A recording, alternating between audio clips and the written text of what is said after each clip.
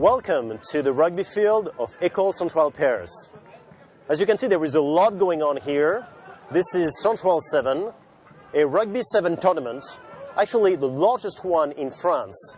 And there are national teams from all over the world who come here. This event is entirely organized by your students. It's a wonderful event, a lot of noise, a lot going on here. Now, if you're wondering, why am I on a rugby field to tell you what functional analysis can do for you? Watch the trajectory of the ball. Look at the motion. What would you do if you were asked to model the motion and trajectory of the ball and eventually find what is its landing spot?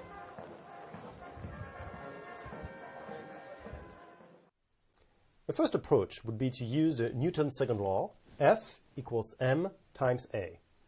And you can predict the trajectory will be a parabola. This is a good model, but it does not take into consideration the air around the ball.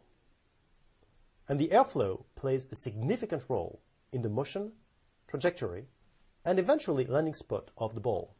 So if you want to have a more accurate model, you need to take into consideration the aerodynamics.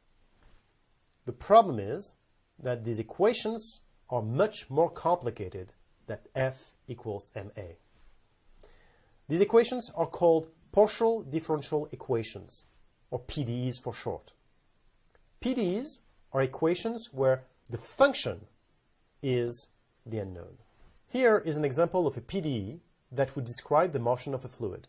This PDE will be part of a system of equations that model the airflow around the rugby ball, and thus be part of the system of equations that model a rugby kick problem.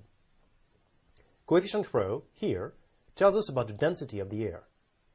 V is the velocity vector of the fluid. It is a vector function of the position x, y, z, and time t. You have a time derivative here, and the del sign means the derivative with respect to the three spatial coordinates. It's a matrix, and this becomes a vector, and so on.